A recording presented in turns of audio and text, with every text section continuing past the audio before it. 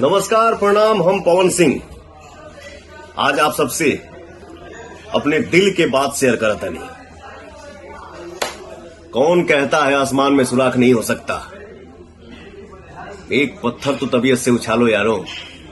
हमारे बड़े भैया भारतीय जनता पार्टी के राष्ट्रीय प्रवक्ता और पूर्व केंद्रीय मंत्री सैयद शहनवाज हुसैन जी ने जब से बिहार के उद्योग मंत्री पद की जिम्मेदारी को संभाले हैं, तब से बिहार में उद्योग की एक अलग ही चर्चा है।